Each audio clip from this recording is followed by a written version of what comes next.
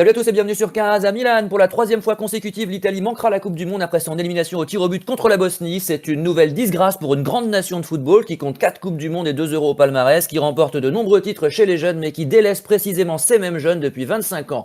Nous allons une nouvelle fois décortiquer les maux du football italien et tâcher de proposer des solutions élémentaires. Nous évoquerons entre autres la désitalianisation du football italien et les auditeurs qui souhaiteraient une émission détaillée sur ce sujet précis peuvent se référer à l'émission 415 de Casa Milan qui est plus que jamais d'actualité. À mes côtés aujourd'hui, les déconcertés, les dépités, les irrités, Nico et Roland, salut à vous. Salut. Bonjour. Alors avant d'aborder les raisons de la décadence italienne sur le long terme, commençons par expliquer les raisons de la déroute en Bosnie en parlant du match. Roland, nous t'écoutons. Alors déjà, j'aimerais revenir un peu en arrière puisque j'avais la chance d'être à Bergame pour pour la demi-finale, comme ils appellent ça maintenant, la demi-finale des barrages. Donc j'étais au stade à Bergame pour voir le match contre l'Irlande du Nord et j'étais curieux de voir l'ambiance qu'il y aurait autour de ce match. Bon, bien évidemment, il y avait une tripotée de supporters nord-irlandais, tous très sympathiques et alcoolisés dans Bergame. Au-delà de ça, moi, j'avais trouvé une atmosphère vachement positive quand même. Le public était très familial. Voilà, la Fédé avait organisé aussi une distribution d'écharpes pour tout le monde dans les tribunes, histoire que ce soit joli, etc. Il y avait une vraie ambiance positive, à une seule exception finalement, à l'annonce des compositions pendant l'échauffement. Il y a un joueur qui a été sifflé, c'est Bastoni, comme c'est le cas dans à peu près tous les stades d'Italie depuis le fameux interviewé il y a quelques semaines et sa simulation grotesque. Mais globalement, ambiance positive, et je pense que c'était vraiment ce que l'Italie, enfin ce que la Fédé était venue chercher à Bergame par rapport à Milan, où on sait que de toute façon Donnarumma aurait été sifflé, et il y avait encore les fantômes de la Suède de 2017, etc. Donc c'était vraiment, ça partait bien, on va dire, et puis le match a été, vous l'avez probablement vu, hein, le match, surtout la première période, a été grotesque, et finalement il a fallu que ce soit l'inévitable Tonali qui vienne marquer sur un deuxième ballon pour débloquer la situation. Derrière, il y avait vraiment une ambiance, on va dire, de confiance, quoi. On se dit, cette fois, c'est la bonne, même si on va à l'extérieur pour la finale, entre guillemets, cette fois, ça va y aller, parce que on pourra en reparler à un autre moment, mais je pense que l'équipe n'est pas si catastrophique que ça, probablement moins que celle de l'Euro 2016. Bref, tout ça pour dire que ce match en Bosnie, finalement, s'annonçait positivement, on va dire, d'un point de vue sportif, mais en fait, il y avait quand même cette ambiance autour un peu de doute, et on l'a vu dans la journée du match, hein, on a parlé de la Goal Line Technology qui finalement n'était pas disponible, de l'état de la pelouse, du fait qu'il avait neigé pendant tout le week-end sur le terrain en Bosnie, potentiellement la VAR n'allait pas être là, et on se retrouve en plus avec l'arbitre, Clément Turpin, qui était déjà celui de 2022 lors du barrage contre la Macédoine du Nord. Donc, tous les ingrédients étaient réunis en fait. Et finalement, moi j'ai trouvé que dans un premier temps, en tout cas la première période, le match est pas si mal que ça. Territoire hostile, équipe qui joue en serrant les fesses, hein, très clairement. Mais il y avait un peu plus d'intention, on va dire, dans le jeu que lors de la demi-finale. Et bon, derrière, il y a eu un certain nombre d'éléments qui ont fait que ça s'est délité, mais ouais, il y a eu il y avait une ambiance pas de catastrophisme, mais on savait que ça pouvait arriver. Donc c'est vrai que c'était, moi-même, j'ai été à la fin du match, j'étais dépité. Et en fait, le lendemain, après avoir réussi à dormir autant que faire se peut, j'étais fataliste, quoi. Je me disais, bah ouais, mais en fait, on est probablement à notre place, et les Bosniaques en face, les Bosniens, avaient probablement plus envie, parce que c'est pas forcément des meilleurs joueurs que nous, je suis désolé, que les joueurs de l'équipe d'Italie en tout cas. Bon, on va rappeler que certes, l'Italie manque sa troisième Coupe du Monde, mais qu'elle fut sortie au premier tour lors des 2 dernières auxquelles elle a participé. En 2010, elle a terminé bonne dernière du groupe F composé de la Slovaquie, du Paraguay et de la Nouvelle-Zélande, et c'était pas du rugby. Et en 2014, elle s'est fait devancer par l'Uruguay et le Costa Rica dans le groupe D. Donc depuis la victoire en 2006 et les retraites des derniers joueurs formés avant l'arrêt Bosman, il ne s'est rien passé en Coupe du Monde, Nico, et c'est pas ce match en Bosnie, malheureusement, qui va changer la donne. Qu'est-ce que je peux rajouter en plus qu'a dit Roland? Tout à l'heure, je te parlais de Bastoni, que moi, lors du derby, j'avais été marqué même si c'était un derby, c'est sûr, mais on savait que dans tous les stades, il se faisait siffler, mais la haine qui venait, que c'était de la haine, hein, d'un moment qui montait, contre ce joueur-là que les gens ne voulaient pas en sélection. J'ai dit, il faudra faire corps tous ensemble, ça va être compliqué. Les joueurs de l'Inter, qui sont aujourd'hui les meilleurs joueurs de la sélection italienne, si on regarde en Italie, des gros joueurs qui jouent, qui venaient de se faire éliminer par Bodo Glimt. Moi, j'étais pas spécialement confiant avant les 2 matchs. J'avais pas trop de soucis contre l'Irlande du Nord. C'est passé. Mais comme je te disais, cette vidéo qui passe où Di Marco, Vicario, il y a un troisième joueur que je sais plus lequel, fait la qualif de la Bosnie au penalty contre le Pays de Galles, montrait déjà que les Italiens avaient peur d'affronter les Gallois. Et je trouve que quand t'es l'Italie, déjà, c'était le fait d'affronter en gros l'équipe la plus faible sur le papier, ça montrait que eux de leur côté, ils étaient pas tranquilles, surtout quand tu as raté deux coupes du monde déjà auparavant. Puis après il y a ce match. Moi, je vais plus rentrer dans ce qui s'est passé dans le match. Pour moi, la première erreur, c'est le carton rouge de Bastoni. Et moi, je le dis, malheureusement, c'est triste. Ils se sont fait éliminer, mais s'il fallait qu'il y ait un joueur sur qui ça tombe, c'est tombé sur Bastoni, entre guillemets, tant mieux que ça tombe sur lui que sur un autre. Mais moi, ce qui m'a choqué, c'est la façon dont, après, l'Italie a abordé déjà le match. À ce moment-là, ça veut dire avec Gattuso, la sortie de Retegui pour Gatti, qui ne joue quasiment pas avec la Juve, qui est le troisième remplaçant. Il devait même partir à la Fiorentina cet hiver. Qui a lancé déjà en tout cas un message en tout cas à l'équipe qui était de dire maintenant on va garer le bus, que je trouve ça quand même dramatique pour une sélection comme l'Italie face à la Bosnie. Le problème, c'est qu'aujourd'hui, les équipes italiennes, et là je parle de manière générale, avec les entraîneurs italiens de manière générale à l'ancienne qui font ce genre de choses, quand ils veulent garder un score, ils n'arrivent plus à le faire, que ce soit en Europe ou avec la sélection. Et le but est arrivé. Puis après, je pense que tout le monde devant sa télé s'est dit il n'y a que les pénaltys avec Donnarumma qui peut faire quelque chose. Personne n'a imaginé que pendant le match, pendant le Ah oui, peu mais de c'est à temps ça qui que j'ai restait, pensé, Nico. Mais je suis d'accord avec toi. Et d'ailleurs, bon, Donnarumma ne peut pas grand-chose sur la plupart des tirs au but, sauf le dernier. Le dernier, il le laisse oui, filer. on va Mais pas, sinon, on va pas ouais. lui en vouloir parce que lors de l'Euro, il a quasiment fait gagner les séances de pénalty à lui tout seul. Absolument, mais Donc, pour moi, c'était le seul motif d'espoir pendant le match. C'est-à-dire qu'à partir du moment où Bastoni s'est fait sortir, je me suis dit, il n'y a que Donnarumma qui peut nous en tirer là au tir au but. Je ne voyais pas d'autre option. moi, en tout cas, moi, c'est quand la Bosnie a marqué, parce que d'un moment, quand même, le match avançait, je me disais, bon, si les Bosniens. Parce que j'ai dit, de toute façon, la qualif passera automatiquement dès qu'il y a eu les cartons rouges par un grand Donnarumma. Il a fait ce qu'il a pu dans les cages, il en a sorti même pas mal. Juste avant le but, c'est lui quand même qui repousse déjà, il fait une sacrée parade quand il la repousse. Et là, je me dis, quand il y a ce but-là, le stade, c'était un guet-apens, ce stade. J'ai dit, oula, ils vont leur mettre une pression, ça va être compliqué. J'ai dit, avec les pénaux, bon, ils sont pas passés aux pénaux, ça s'est arrêté là. Mais ce que je trouve terrible, et c'est là qu'on va tomber sur les mots du foot italien, tout de suite, la première chose, même si quand même, ok, on a parlé des joueurs qui ont raté le match, tout de suite, c'est comme l'a dit Roland, il n'y avait pas la goal line technologie. Le terrain. Clément Turpin qui était en mission pour faire perdre l'Italie parce qu'il y avait peut-être un carton rouge sur Tonali, il y avait peut-être un carton rouge durant les prolongations aussi sur la faute en position de dernier défenseur. Il y avait peut-être une main aussi sur le but. Il y a un moment, quand tu es l'Italie, il faut arrêter de dire tout ça. L'Italie s'est mise dans cette position aussi pour créer ces situations-là. S'il y a 1-0, plutôt que de faire tourner la balle, même si c'est vrai, il y avait quand même. Il n'y avait pas 50 occasions, même quand ils étaient à 11 contre 11, ils tenaient le score alors qu'il fallait enfoncer la Bosnie. C'est à ce moment-là que ça aurait dû être le plus simple. Parce que déjà, il ne faut pas oublier que ce but que l'Italie met quand même, c'est un dégagement complètement raté du gardien bosnien. Ça ne vient pas d'une action de jeu. C'est une balle perdue bêtement qui Ah amène oui, c'est une l'ouverture du offrande, score ouais. de l'Italie.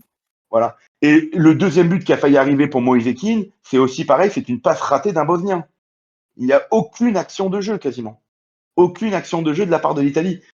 Donc, et après, il se passe ce qui se passe. Moi, j'avoue que même si je me suis dit, ils vont peut-être se faire éliminer, j'avais du mal j'ai quand même pris une claque parce que je trouve que là, c'est comme je t'ai dit, pour moi, là, c'est l'humiliation. La Suède, c'était la première fois. Il y avait encore des anciens grands noms qui étaient là comme Buffon. Et Ouais, la ça peut Macédoine du arriver au Nord, c'est final. pas mal quand même, hein. Oui, mais la Macédoine du Nord, tu vois, si on va, parce que certains comparent ça par rapport à la Bosnie, la seule différence que je trouve par rapport à la Macédoine du Nord, c'est que la Macédoine du Nord, déjà, c'était une demi-finale. Il restait d'ailleurs quand même le gros morceau qui était le Portugal à passer, et qui était très loin d'être passé. Et la Macédoine du Nord, ça reste un match où l'Italie a tiré, je crois, 40 fois au but, et n'a pas marqué, et les autres ont tiré une fois, ont marqué. Malheureusement, c'est un peu le match de Coupe de France, et c'est la beauté du foot, où le tout petit peut éliminer le gros. Même si ça restait quand même une énorme claque, là, je trouve que la différence, elle a été que là, moi, j'ai vraiment senti un caca culotte de la part des joueurs dès qu'il y a eu ce carton rouge. Et de manière générale, même de l'entraîneur Gattuso, que j'adore, qui s'est complètement vautré dans sa compo en mettant Politano à ce poste-là, alors qu'il n'était pas au niveau. Et on l'a vu tout de suite dès que le jeune Palestra est rentré, qu'il était bien meilleur déjà. Dans cette façon de jouer en 3-5-2, qu'on va y revenir, que tous les clubs italiens aujourd'hui jouent comme ça, et que tous se cassent la gueule en Europe. Et c'est pour ça qu'il faut une refonte globale dans la façon de jouer, dans les infrastructures et aussi même dans la vision des coachs, de manière générale, de voir le football. Parce que malheureusement, ce football-là dans lequel jouent les Italiens, il est mort. Et si tu veux jouer comme ça, dans ces cas-là, il faut certains types de joueurs. Et malheureusement, ces joueurs-là n'existent plus. Il n'y a plus des Totti offensivement. Il n'y a plus des Nesta ou des Cannavaro derrière. Même si Bastoni, malgré tout, il reste un très bon défenseur, on est très très loin de ces joueurs-là en termes de niveau. Et sans oublier le milieu de terrain qui, même si on a des bons joueurs, on est quand même aussi pareil, on est un niveau en dessous. Ah bah on a les joueurs que les clubs veulent bien nous donner. Mais avant de donner la parole à Roland, je voudrais quand même dire qu'il y a un mois, après la défaite de l'Inter en Ligue des Champions, Capello affirmait que le football italien se jouait lentement, on n'y pouvait rien, et que dès que le rythme s'accélérait, les erreurs se multipliaient. Et il expliquait qu'en Italie, l'arbitre sifflait immédiatement à la moindre agressivité et que le jeu s'effondrait. Roland. Ouais, alors il y a plusieurs choses. Moi, déjà, par rapport au match contre la Bosnie, il y a eu 5 minutes où je me suis dit, putain, ça y est, ça va le faire. Enfin, on va retrouver une Coupe du Monde. Parce que le but de Keane, c'était à peu près la copie pas conforme de cette action de Berardi contre la Macédoine du Nord à Palerme en 2022, où le gardien, pareil, chie une relance, pour pas dire autrement. Ça finit dans les pieds de Berardi. Et on se dit, il va allumer, la cage est vide, il y a toute la place qu'il faut, et il fait une frappe molle à ras terre sur le gardien qui vient de se replacer par miracle. Et l'action du but de Keane, je me dis, putain, c'est le même genre de chose qu'en 2022, sauf que cette fois-ci, on la met. Allez, ça va le faire. Derrière, en plus, bon, le carton rouge, moi, je veux quand même préciser, ok, Bastoni fait une faute qu'il ne doit pas faire. Si je peux me permettre, ça vient encore à nouveau d'un jeu au pied de Donnarumma, d'une saucisse qui balance parce qu'il sait pas se servir de ses pieds. Bref. Derrière, il y a des occasions. Il y a Keane, dont on a déjà parlé, pour le 2-0. Il y a Esposito aussi pour le 2-0, qui à un moment est servi dans la surface et envoie un missile dans l'immeuble qui était derrière les gradins. Et même chose avec Di Marco, je ne sais plus si c'est pendant la prolongation ou en fin C'est de pas la deuxième prolongation période. qui tire à C'est dans la côté, ouais. prolongation. Ouais, il est seul dans la surface et je crois qu'en plus il est sur son bon pied et je suis même pas sûr que la balle finisse en sortie de but. Il est dans la surface, je crois qu'elle finit en touche. Donc là, je me suis dit ça y est, c'est plié. Dans un tractard comme ça, on sait que les pays comme ça, peu importe le sport, le foot, le hand, le basket, c'est des traquenards, que ce soit les coupes d'Europe, les sélections. C'était sûr que ça allait mal se passer à partir de là. En plus, j'ai trouvé Donnarumma un peu en dehors de son match tout du long de la rencontre, toujours en train d'aller se chauffer avec l'arbitre, avec les joueurs bosniens. Donc, il a commencé, ça s'est délité au fur et à mesure du match, et à un moment donné, j'étais sûr que ça allait se terminer comme ça. Ce qui me rassure d'une certaine façon aussi, c'est que depuis le match en Italie, on parle pas on parle quasiment pas de l'arbitrage. Et pourtant, je sais qu'en Italie, quand il faut taper sur un arbitre, qui plus un arbitre français, il y a du monde. Mais là, je crois que les gens ont conscience que, enfin le grand public en tout cas, on verra pour les décideurs, ça c'est un autre aspect. Les gens, les supporters ont conscience que non, c'est pas juste de la malchance, c'est pas juste ah bah mince, zut, on s'est loupé, on a tiré 40 fois, on n'en a pas mis un, comme le cas de la Macédoine du Nord, comme le disait Nico. C'est la faute de l'arbitre, etc. Non, ça, on l'a pas entendu. Et je me dis, bon, au moins, il y a une prise de conscience à ce niveau-là. Il faut espérer qu'elle arrive aussi au niveau des principaux concernés. Eh ben venons-en aux raisons profondes et les mots du football italien. Nico, que voudrais-tu citer en premier avant qu'on aborde le grand thème de l'italianité? Moi, il y a des trucs en fait que je remarque dans cette équipe d'Italie que je vais me rapporter à mon club, hein, donc notre club, le Milan, qui est déjà dans le choix du coach, dans la façon de jouer, un football quand même assez, pour moi aujourd'hui, un peu rustre, hein, Quand à Milan, on avait le choix entre, malgré ce qui s'est passé à l'Olympique de Marseille, aujourd'hui il a signé à Tottenham, De Zerbi, qui pour moi aujourd'hui représente cette nouveauté. Et je dis pas que Milan, en prenant De Zerbi, aurait fait une meilleure saison, jouerait le titre, qu'on serait peut-être moins bien que ce qu'on a avec Allegri. Mais en tout cas, c'est un coach qui vient avec des idées dans la façon de jouer, d'être protagoniste et de mettre du rythme. Et à Milan, on a pris Allegri, alors oui, pour remettre de l'ordre aussi dans le vestiaire, mais parce que ça rassure. Une base défensive, on prend pas de but. Mais bon, offensivement, tous ceux qui voient le match, et là, il n'y a pas forcément, il y a aucun joueur italien, mais il n'y a rien, c'est l'ennui total. Moi, c'est ce que je ressens quand je vois quand même la sélection italienne. Donc, mais le problème qu'il y a à Milan, il est quand même dans pas mal de clubs. Le Napoli avec Conte, c'est quand même un peu ça. Hein. Il n'y a pas non plus un rythme énorme. C'est à la base une grosse base défensive. On remarquera que tous ces coachs, Inter, Juve, la Juve, je crois joue encore comme ça aussi avec Spalletti. Mais au moins Spalletti a le mérite d'essayer au moins de jouer, de faire quelque chose par le jeu, même si des fois ça manque un peu de rythme. Mais par exemple, je m'embête moins à regarder les matchs de la Juve que d'autres équipes.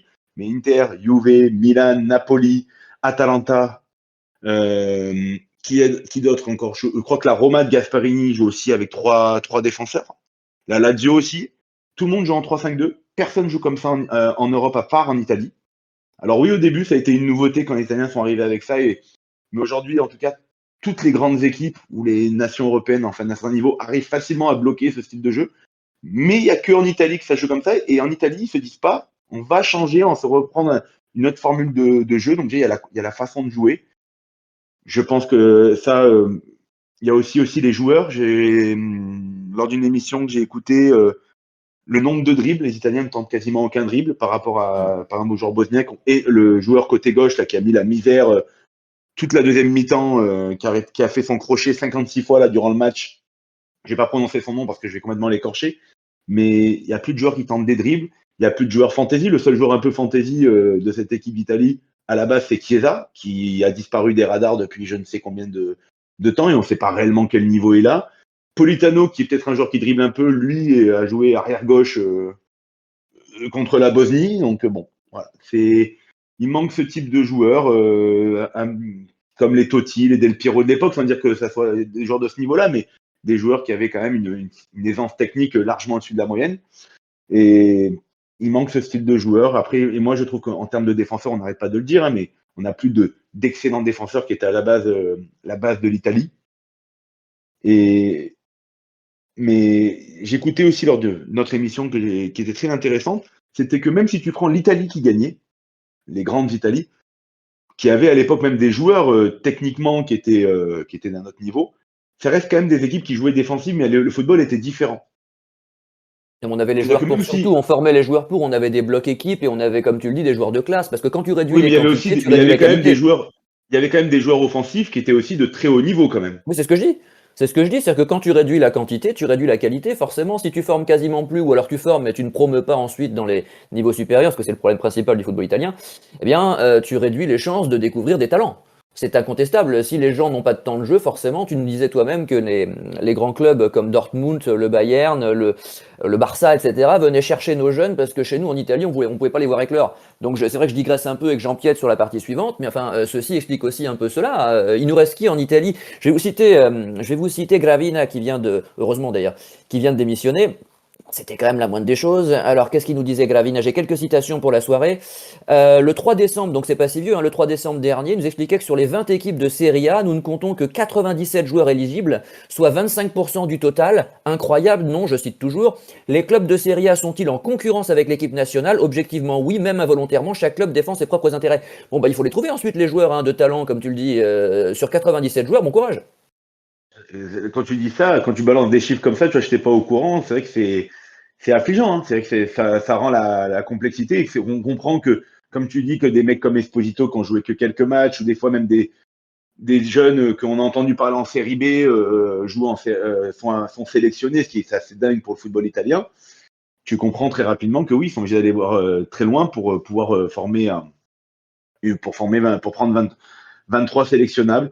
Mais bon, après, moi je pense qu'il y a la vision de, quoi qu'il arrive, la vision de comment on voit le football aujourd'hui. Il y a un manque de talent parce que les jeunes jouent pas assez, ça tu viens d'expliquer pourquoi. Il y a des infrastructures qui sont aussi qui sont dans l'ancien temps. Hein. Je veux dire là, Roland a fait, moi je l'ai pas encore fait le stade de Bergame, mais qui est récent lui, qui est tout neuf. Mais quand tu vas dans certains stades en Italie, c'est vrai que c'est impressionnant. Quelqu'un la dernière fois, moi je m'en rends plus compte, mais San Siro, bon moi je vois l'histoire, mais quelqu'un la dernière fois qui m'a dit, il était allé à San Siro pour le derby, il m'a dit le stade il tremblait. J'ai dit ouais mais c'est bien, il y a l'ambiance tout. Il me dit non ça fait peur, il me dit ça fait vraiment, ça fait flipper quand même il me dit ça fait quand le stade tu le sens trembler, ça fait flipper. C'est vrai que j'ai appris que la Ligue des Champions 2027 a été enlevée à l'Italie à San Siro pour des raisons de sécurité. Donc ça prouve quand même que les infrastructures malheureusement sont à l'image de la sélection dans la difficulté. Voilà, dans la Vieillissante, difficulté, vieillissant, décrépite. voilà. Et on a des anciens coachs, on a du mal aussi les nouveaux coachs à leur donner des grands clubs, à leur donner d'autres équipes comme Italiano ou de Derby, en tout cas on leur donne pas leur chance en Italie. Thiago Motta a eu sa chance à la Juve, ça n'a pas fonctionné, à voir pour la suite. Mais voilà ce que j'ai à dire. Alors Roland, quelles sont d'après toi les raisons majeures de la chute, de la décadence du football italien? Je pense effectivement que la vision aujourd'hui du football en Italie est dépassée. Antonio Conte en 2016, pendant l'Euro, avait fait entre guillemets redécouvrir au monde le 3-5-2 et ça avait marché avec cette équipe de Branque, mais qui était un collectif super au-delà des aspects tactiques et même des aspects techniques. Et en fait, depuis 2016, on est resté bloqué là-dessus et rien n'a changé. Et en plus de ça, pour pas tout répéter, je trouve qu'en Italie, on n'a absolument pas le temps, et je parle même pas des jeunes joueurs, je parle aussi des entraîneurs, on ne donne pas le temps aux entraîneurs, et ça, peu importe les équipes. Je ne parle pas que du Milan, de la Juve, etc. Par exemple, on nous a vanté pendant des années le travail de Eusebio Di Francesco avec Sassuolo, si je me souviens bien. Derrière, on lui fait confiance à la Roma. La confiance, elle dure 3 mois. Comment on peut espérer changer quoi que ce soit avec ces raisonnements-là? Alors, par contre, oui, c'est vrai qu'il faut peut-être sacrifier une saison, le temps, ne serait-ce que de laisser le mec aux manettes pour mettre en place sa vision, son équipe, gérer par exemple 1 ou 2 mercatos. C'est comme ça que ça fonctionne et c'est comme ça qu'on peut avancer. Même chose avec De Zerbi. De Zerbi, on nous l'a présenté comme un super joueur, super entraîneur, pardon, nouvelle vague, etc. En Italie et personne n'est venu le chercher en Italie. Il a fallu qu'il aille, je sais plus, à Brighton, si je me souviens bien, pour se faire reconnaître un peu à l'international et qu'en Italie on dise ah oui, bah peut-être que la Juve, peut-être que le Milan serait intéressé, mais en fait pas du tout. Parce que ces clubs-là sont tellement exsangues d'un point de vue financier, sont tellement criblés de dettes, que tout ce qui compte, c'est le bilan comptable de l'exercice, de la saison. Ça passe par une qualification en Ligue des Champions, en Coupe d'Europe, etc. Et ça, on ne peut pas forcément laisser le temps aux entraîneurs et donc encore moins aux joueurs de se développer dans ce contexte-là, parce qu'à la fin de l'année, il faut qu'on soit dans le vert ou pas trop dans le rouge. Et classiquement, le Milan, c'est le meilleur exemple, parce que quand on a essayé de faire des trucs, etc., on n'a jamais pris cette patience-là. Regardez Inzaghi. Alors, Inzaghi, je veux pas en faire, Filippo, hein. Je veux pas en faire le grand entraîneur qui n'est pas pour l'instant, en tout cas. Je lui souhaite un jour de l'être. Mais on le prend, il avait cartonné avec les jeunes du Milan. On le prend, projet jeune, machin. De toute façon, on n'a pas trop de sous, il faut avancer, etc. La saison était catastrophique, mais on se dit pas, bon, bah, de toute façon, planter pour planter, est-ce qu'on lui laisse pas ne serait-ce qu'un deuxième démarrage de saison? Non, il faut le virer en cours de saison et il faut mettre l'autre entraîneur de la Primavera à la place. Donc, c'est ce rythme-là qui permet pas d'avoir des nouvelles idées, et je ne parle même pas des joueurs finalement, parce que c'est quand même le clé, la clé pardon, du truc, c'est les joueurs qui sont sur le terrain. Sur le volet des infrastructures, à nouveau, c'est catastrophique. Et pour parler de Bergame, pour le coup, le stade, ils ont fait vraiment un super stade. Alors, je l'ai pas connu dans son ancienne version, mais ils ont retapé l'ancien, ils ont fait des tribunes plus proches du terrain. C'est fluide, ça circule. Ils ont pas fait un stade de 70 000 places au milieu de la Pampa où personne ne va. C'est toujours le même emplacement en ville, on y va à pied, etc. Ça se fait super bien. Mais il y en a trop peu. Il y a peut-être la Juve qui a un stade comme ça. Il y a l'Udinese aussi qui a un stade sympa et de propriété. Tout le reste, c'est tout planté. C'est tout planté et il n'y a rien qui avance. Je ne parle même pas de San Siro, mais ça va aussi pour les jeunes. Regardez les équipes B qui jouent en série C. Alors, sauf celle du Milan, puisque celle du Milan a quand même réussi l'exploit d'être reléguée en série D.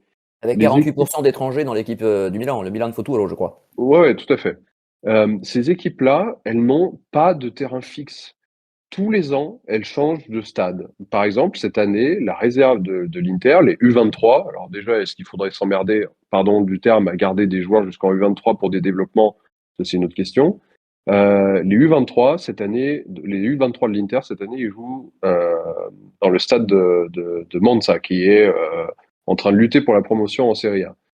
Mais l'année dernière, ils jouaient je sais plus où. L'année prochaine, ils cherchent un nouveau stade. Le Milan Futuro, l'an dernier, jouait quelque part dans la banlieue de Milan, un stade qui avait été retapé à l'auteur de quelques dizaines de milliers d'euros par le Milan. C'est un club de série D, je crois, qui jouait là de manière courante. Bah, ça a changé. Cette année, ils sont dans un stade qui est à 50 bornes de Milan. Est-ce que vous voyez la réserve du Real, la réserve de Manchester, de United City, peu importe, jouer ailleurs que dans leur centre de formation? Non, Ouais, c'est c'est pas le vrai. cas. Et Mm. sans parler même de ces clubs-là immenses. Regardez un club comme l'OL. L'OL, déjà, bon, ils se sont construits un stade avec des polémiques, etc. Mais ils ont un stade de propriété. Et surtout, à côté de ce stade, ils ont fait un centre d'entraînement avec des terrains, des logements pour le centre de formation, des salles de classe, un petit stade avec des tribunes. Alors, c'est peut-être, il y a peut-être 2000 places assises, hein, mais pour faire jouer des gamins de 17, 18, 19, 20 ans, ça suffit amplement, mais c'est tout sur place, c'est tout au même endroit. Derrière, ils sont chez eux, ils sont avec le physio, ils sont avec les kinés, il y a tout ce qu'il faut pour réussir. Le Milan, c'est non. Alors, Milan, on va jouer à domicile, mais on est dans un stade à 50 bornes. Et puis l'an prochain, on ne sait pas encore, mais on verra. Donc, les infrastructures, c'est pas juste le stade. Et effectivement, San Siro, que j'adore et que je vais pouvoir fréquenter de plus en plus maintenant, c'est un stade qui est vieillissant, qui fait effectivement peur.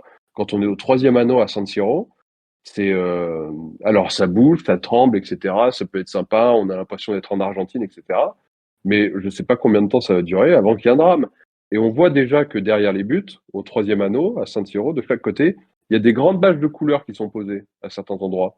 Bah, Pour masquer les c'est tout fissures? simple. C'est pas pour masquer les fissures, mais c'est tout simplement parce que il a été jugé que la structure du troisième anneau de chaque côté derrière les buts est trop sollicitée. Donc on a limité la capacité en masquant ces trois blocs-là de tribunes de chaque côté. Et quand on est en bas à la sécurité en train de faire la queue pour rentrer, et les contrôles de billets, les contrôles d'identité, etc., on regarde le troisième anneau et ils ont mis des grands filets sous le troisième anneau, bah, comme on voit sur les falaises, comme on voit sur les églises, les monuments historiques à Rome, etc., qui se Ah cassent la ouais. gueule, juste pour éviter que des gravats tombent sur la tronche des gens. Et ça, c'est la réalité de San Siro. Donc, j'adore ce stade. Ce serait très dommage d'en partir, mais en l'état, ce truc, il faut le foutre en l'air. Et c'est pareil partout. J'ai une connaissance qui a longtemps fréquenté le stadion Maradona à Naples. C'est pareil, c'est exactement pareil. Alors on va mettre un coup de peinture, on va mettre des sièges en plastique tout neuf, tout beau, ça va être joli à la télé, mais il n'y a rien qui va. Et c'est des plus jeunes, des centres de formation, jusqu'au stade des grandes équipes. Et je ne sais pas si vous avez vu la déclaration du président de l'UEFA, Ceferin, qui a volé au secours de son grand ami Glavin en disant non, non, mais c'est pas de sa faute, etc. Ceferin en a profité pour dire le problème du foot italien, c'est pas Gravina, le problème du foot italien, ce sont les infrastructures. Et si rien ne bouge, l'Euro 2032 qui doit se passer entre autres en Italie, eh ben, il n'aura pas lieu en Italie. Alors, on aime ou pas Ceferin, moi en l'occurrence, c'est pas quelqu'un dont je suis fan. Le coût des infrastructures, il a raison. Après, pour le reste, je ne partage pas forcément. Mais voilà un peu les problèmes qu'on pourrait mettre en avant aujourd'hui, en tout cas. Bon, alors avant la réaction de Nico, je poursuis mes citations. Saki, le 14 juin 2024. Autrefois, on prenait en sélection un groupe de ceux qui jouaient bien dans un même club, à l'Inter ou à la Juve.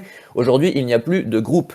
Roberto Baggio, le 31 décembre 2025. Les joueurs italiens n'ont pas leur place dans nos clubs et l'équipe nationale est en difficulté. Lors de ma Coupe du Monde, il y avait un noyau dur d'équipes autour duquel on construisait le reste. Moins d'étrangers et plus de place pour les jeunes, ils représentent l'avenir. Nico, c'est à toi. Oui, il y avait un truc que je voulais dire en fait tout à l'heure, et je pense que l'Italie en fait est bloquée dans le passé. L'Italie a été en Europe la place forte durant les années 90-2000, déjà au niveau du football européen, de manière de football de club.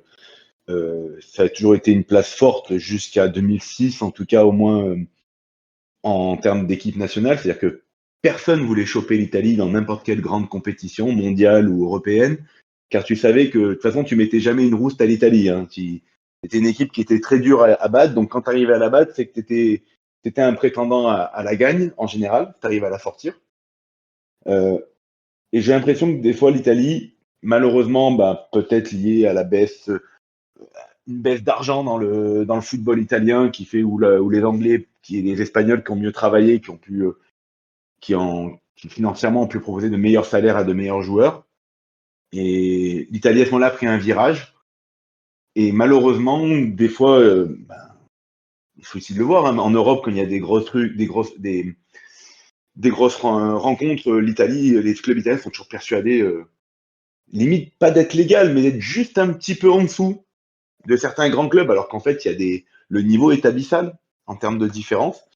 Et malheureusement, je pense que pour peut-être faire une grosse refonte, il faudrait peut-être aussi accepter de regarder réellement le niveau où on en est, général, infrastructure, entraînement, façon de jouer, et le réel niveau aussi de nos clubs et de nos joueurs italiens qui sont dedans pour peut-être accepter pour pouvoir, en gros, accepter de dire oui, là, on est en période de chute, de décadence, il faut l'accepter, on n'est plus du tout là où on était, on n'est plus au top, et on est loin de l'être, et pour pouvoir espérer entamer peut-être enfin un nouveau cycle.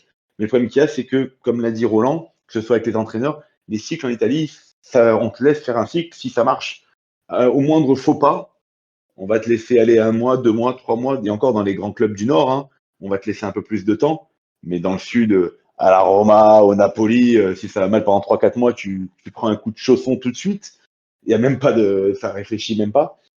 Pour pouvoir en tout cas espérer quelque chose, mais c'est sûr qu'il va falloir laisser du temps. Et c'est sûr que des mecs comme, je parle souvent de Xavi, parce que pour moi aujourd'hui, c'est vraiment chez les jeunes entraîneurs italiens par rapport à ses idées, c'est pour moi à Milan. Demain, on me dit à Milan, même si Allegri est champion, arrive à être champion, on me dit on arrête avec Allegri, on prend De Zerbi pour laisser de lancer quelque chose, mais je serai le premier content. Parce que même si on ne sait pas où est-ce qu'on va, moi aujourd'hui, avec Allegri par exemple à Milan, dans notre façon de jouer, je me dis mais qu'est-ce qu'on va faire l'année prochaine si on joue comme ça en Europe? On va se prendre des tannées, puis après c'est un peu comme l'Italie, après on va réfléchir après quand on se sera fait éliminer. Non, c'est maintenant qu'il faut. C'est pas parce qu'on a des résultats sur le plan national, dès que de toute façon on monte le niveau européen, on se rend compte de là où réellement où on est. Et l'Italie, c'est pareil pour la sélection. Ils croient qu'ils vont y être, et là, quand il se passe une déconvenue comme ça, comme il y a eu contre la Suisse à l'Euro, la Bosnie, la Macédoine, la Suède, et là, ils se rendent compte du fossé qu'il y a. Mais là, j'espère quand même, dit Roland, que cette humiliation, parce que moi, je l'ai vraiment pris comme une humiliation, va vraiment faire réfléchir et qu'il y ait de vraies manœuvres qui vont être prises derrière, même si j'ai des fois du mal à y croire parce que je me dis que c'est compliqué. C'est sur un plan national, il faut que tout le monde tire ensemble dans le même sens. C'est là où j'ai du mal à le croire parce que l'intérêt des clubs n'est pas l'intérêt de la sélection. Mais bon, voilà. Oui, après, il y a des instances supranationales qui empêchent aussi beaucoup de choses. Moi, tu sais, souvent, je croise des gens qui me demandent, l'air goguenard, alors l'Italie, qu'est-ce qui se passe? En rigolant un petit peu, tu sais. Et à ces gens-là, je réponds invariablement que l'Italie est là où j'avais annoncé qu'elle serait il y a 25 ans. Parce que moi, au début des années 2000, quand je dénonçais le non-renouvellement des générations, à une époque où la génération formée juste avant l'arrêt Bosman avait encore de beaux jours devant elle, on me qualifiait d'alarmiste. Et ça, c'est un processus bien connu qui consiste à nier un phénomène naissant pour mieux le valoriser quand il éclate au grand jour. par des gens qui souvent l'encouragent et le valident. Et ce qui n'existait pas, soi-disant, il y a 25 ans, est désormais incontournable, irrémédiable, indéniable et surtout progressiste, parce que le multiculturalisme, c'est un progrès, soi-disant. Et vous savez quoi? Les mondialistes ont raison, parce que tant que l'Italie fera partie de l'Union européenne, elle ne pourra plus imposer de quotas nationaux comme elle l'a fait après la déroute à la Coupe du Monde 66 face à la Corée du Nord. Le but des dirigeants de clubs aujourd'hui, ça a été évoqué plus tôt, les dirigeants de clubs qui ne gagnent plus rien, et qui ne gagnent plus rien sans Italiens, c'est pas de faire progresser le football italien, mais c'est de toucher l'argent de la qualification en Ligue des Champions pour renflouer les caisses. Est-ce que vous croyez sérieusement que Cardinale se soucie de ce qui vient de se passer il y a quelques jours? À aucun moment. Lui, là, Estoupignan, il est content. Roland. Ça, c'est quelque chose qui est évident, mais qui va au-delà de même du football. Et moi, ce qui m'en fout, c'est de voir que on n'agit pas alors qu'on peut avoir les moyens.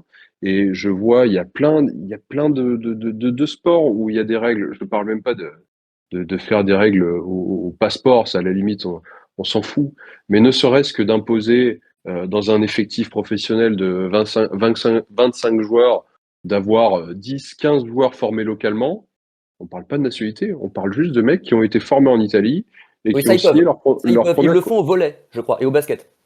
Le volley, tout à fait, j'ai découvert ça récemment. Le volley en Italie et même dans d'autres pays est hyper strict là-dessus. Pourquoi on pourrait pas le faire au foot? Et moi, je l'ai toujours dit, que ce soit à l'époque sur AC Milan Zone sur Casamillan. Qu'est-ce que un Michael Essien, par exemple, quand il signe au Milan, qu'est-ce qu'il a de plus que le mec que tu as dans la Primavera qui joue au même poste, que tu peux faire croître? Qu'est-ce qu'il a de plus? Estupiñán, c'est le Rôti, hein. meilleur. Essien, quand il arrive à Milan, il est rôti. Hein. Mais bien Hmm. sûr, mais bien sûr. Donc, C'est si pas on le a besoin Essien de d'un Lyon ou le Essien de Chelsea. Hein. Enfin, de début Et d'année de je, Chelsea. Hein. et je rappelle, Roland, que Tonali, lors de sa première saison, était remplaçant de Meite, quand même. Non, mais exactement. Si on a, plutôt que de recruter une tanche à l'international qui va coûter un bras, oui, non, peu importe, on s'en fout, tu as un mec du centre de formation, tu le fais jouer. Et tu auras plus à valoriser, ne serait-ce que d'un point de vue y compris financier. Si on veut aller sur ce terrain-là, tu pourras plus valoriser et transférer potentiellement un jeune qui sera jamais un très grand joueur, mais qui deviendra peut-être un mec moyen qui pourra jouer bas de tableau Série A, haut de tableau Série B. Bah ce sera toujours plus valorisable en termes d'actifs financiers pour ta boîte que d'avoir 2 ans de contrat pour Essien, pour Muntari ou que sais-je. Et Stupinian, c'est le meilleur exemple. Tu te débarrasses de Théo Hernandez, qui d'un point de vue sportif était plus haut niveau depuis quelques temps, qui en plus était un peu une pomme pourrie dans le vestiaire, avec une attitude de truand, etc. Tu t'en J'imagine ta débarrasses. tristesse. Ah bah oui, bien évidemment. Ah, j'ai Tu pensé à t'en toi. débarrasses. Tu te dis, mais si t'as pas de fric, que t'as des trous ailleurs, bah regarde ce que t'as en interne. Et là, donc, bah non, forcément, il faut aller prendre le poulet sans tête qu'on est allé choper en première ligue chez le 18e de première ligue parce que, oh là là, attention, il a fait une formidable saison. Et on se retrouve finalement à avoir Barthézaghi titulaire qui est, je trouve, pas un joueur flamboyant, mais il a, quel âge il a, Barthézaghi? Je sais même pas, il a 19 ans, 20 ans. Euh, Aucune idée. Il C'est est ça, très jeune, c'est sûr. il a joué avec les moins de 21 là, pendant oui, c'est ça, la trêve. Là. il a joué avec les moins de 21. Qu'est-ce que tu as besoin d'aller prendre cet Estupiñán qui s'avère être une pipe monumentale et c'est pas parce qu'il a marqué un but dans le derby que ça va changer quoi que ce soit. Donc ça c'est un exemple, mais il pourrait y en avoir des wagons d'autres. Et la stat qui est affolante, qui est sortie il y a quelques jours, c'est quand même le ratio des minutes jouées par des Italiens dans chaque club en Serie A, avec la stat de Com où il y a eu cette saison, en 30 journées, je crois, ou je sais plus, 28 journées, 1 minute de jeu joué par un Italien avec le maillot de Com. Ah, c'est dingue. Hein. 1 minute. Ah, Par rapport à ça, quand même, mine de rien, parce que comme il y a comme aujourd'hui, quand même, qui est une équipe que quand je la regarde jouer, m'insupporte dans le caractère qu'a cette équipe, mais qui en termes de qualité de jeu est l'une avec peut-être la Roma de Gasperini et l'Atalanta de Palladino, qui est certainement l'une des équipes qui joue le mieux en Italie. Sans Clairement, l'Italien. évidemment. C'est-à-dire que quand tu regardes un match de com, tu ne t'ennuies pas. Je les ai jamais vus jouer, donc je te crois, Nico. Non, mais c'est vrai, j'ai deux citations encore à proposer, puisqu'on va poursuivre sur ce sujet. Fabio Capello, le 12 mars 2026, donc ça, c'est pas vieux. Le problème de notre football, c'est l'absence totale d'Italiens en Serie A. Ces postes sont occupés par des étrangers, même s'ils sont médiocres, donc ça appuie ce que dit Roland. Croit-on vraiment qu'ils sont tous supérieurs aux nôtres? Et Gianni Rivera en personne le 31 mars, quelques heures avant le match. Aujourd'hui, notre football ne produit plus de champions. La faute à qui? Principalement aux clubs qui, au lieu de former les jeunes joueurs et de les amener au plus haut niveau, ont tout laissé entre les mains des agents. J'ai fait mes débuts en équipe nationale à 18 ans, nous étions 7 à l'AC Milan, Roland. Il y a aussi un aspect qui va avec tout ça. Je ne sais pas si vous vous souvenez, pendant quelques années, il y a eu ce fameux Decreto Crescita qui avait été adopté pour permettre à des travailleurs étrangers avec un certain niveau de qualification, un certain niveau de rémunération, etc., de venir en Italie. Et il y avait des avantages fiscaux pour les entreprises. Il y avait moins de charges patronales sur les salaires de ces personnes-là, etc., parce qu'on était sur des niveaux de rémunération, donc des niveaux de poste, donc des niveaux de qualification importants. C'était ça partait potentiellement d'un bon sentiment. Tous les clubs ont vu arriver ça, mais se sont régalés parce que vu les salaires, que ce soit même en Série A ou en Série B, ça revenait moins cher de prendre une pipe au Bangladesh que de former un mec sur place qui a eu le malheur d'être né en Italie, d'habiter chez ses parents et de vouloir bosser dans son pays. Donc, il y avait ce système-là. Les clubs en ont bénéficié à fond parce que, bien évidemment, quand on parle de millions d'euros de salaire, les avantages fiscaux sur les charges patronales, forcément, ça commence à faire des gros rabais, au détriment d'autant plus des Italiens. Et ce décret-là, cette loi-là n'a pas été renouvelée il y a de ça quelques mois. Donc aujourd'hui, il n'y a même plus, j'ai envie de dire, c'est cet avantage fiscal-là à prendre des étrangers au détriment des Italiens, et tout le monde est logé à la même enseigne. Donc Roland, les clubs ont plus cette raison-là. Roland, si je peux apporter un bémol sur ce que tu viens de dire, grâce à ça, on a pu avoir Origi aussi. Ah oui, non, mais d'accord. On peut toujours partir dans cette direction. Tu voulais ajouter quelque chose, Nico, d'ailleurs? Oui, sur les Italiens qui jouent en Serie A, en Angleterre, il y a énormément d'étrangers qui en première ligue. Pourtant, alors, moi, c'est plus une question que je pose ou une réflexion. Bon, la sélection anglaise ne gagne rien. Pour l'instant, elle est placée sur les dernières années dans les compétitions en faisant des demi-finales ou des finales. Parce que je crois qu'en Angleterre, c'est sensiblement pareil par rapport à l'Italie, hein, en termes de Je Oui. crois qu'il y a une rapport home de. ground player rule qui les oblige à faire jouer des joueurs formés au club, comme on avait la loi Tavecchio. Je sais pas s'ils en ont pas plus, mais c'est vrai que je crois qu'ils sont à 70% d'étrangers, un peu comme en Ouais. Italie. Ils étaient à 72%, me semble-t-il. J'ai vu les chiffres assez récemment. Je rappelle quand même que les Espagnols, qui ont la meilleure sélection d'Europe, font jouer 64% d'Espagnols dans leur club, hein. Et après, je reviens un truc sur l'Espagne, mais en tout cas, pour ce qui est des Anglais, est-ce que aussi c'était parce que leur championnat est bien plus fort que peut-être au final que les Anglais qui jouent ont un niveau bien supérieur à ceux des Italiens, mais pourtant, quand même, quand tu vois sur le papier, quand même, la sélection anglaise, elle est quand même d'un autre niveau en termes de nom. Et je sais que pour ce qui est des Espagnols, quand il y a eu à un moment, il y a eu une grosse baisse, il y a eu une grosse crise dans le foot espagnol qui n'y a pas si longtemps que ça, en fait. La sorte de DNCG espagnol a vraiment interdit quasiment pas mal de clubs de recruter. C'est-à-dire, ils avaient vraiment des petits clubs avaient vraiment des enveloppes mercato qui étaient très très basses. Donc, la formation, ils ont beaucoup axé sur la formation. Déjà, vous avez des clubs comme Bilbao ou la Sociedad qui forment déjà énormément de joueurs et qui sont des grosses usines à formation, de très très bons joueurs. Mais en tout cas, en Espagne, il y a eu quand même un moment, il y a eu un blocage de la DNCG espagnole. À l'époque, c'était Tebas qui y était, pour dire on veut pas que les clubs fassent des faillites. Donc, pour pas faire des faillites, on va les encadrer et on va regarder un petit peu ce qu'ils font, ce qu'ils dépensent comme pognon. Donc, ils les ont interdit de recruter pour éviter qu'ils fassent n'importe quoi. Ils ont encadré aussi les salaires, et donc ils pouvaient pas faire n'importe quoi au niveau des salaires. Donc là, qu'est-ce qui est arrivé? En formant des joueurs, automatiquement, les jeunes coûtent beaucoup moins cher. Ils ont axé ça sur la formation. Et aujourd'hui, ils ont les résultats avec l'euro qu'ils ont gagné lors du dernier euro, tout simplement, en écrasant tout le monde. Ouais, alors tu sais, Nico, moi on me dit toujours, oui, mais alors regarde, il y a 60% d'étrangers en Ligue 1 et l'équipe de France obtient des résultats très supérieurs à la nationale. Alors c'est vrai, mais d'une part, contrairement aux joueurs français, les Italiens se sont très peu exportés historiquement, même quand ils régnaient sur l'Europe. C'est vrai qu'on a eu qui? On a eu Simone Ravanelli en France, on a eu Zola à Chelsea, Zambrotta au Barça, Cannavaro au Real, sans grande réussite d'ailleurs.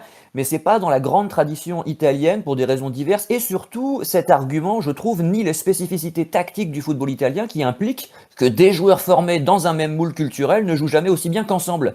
L'Italie du football a toujours davantage formé, je trouve, des collectifs que des individualités, collectifs qui étaient ensuite transférés en sélection nationale. C'était le sens du message de Saki que je citais tout à l'heure.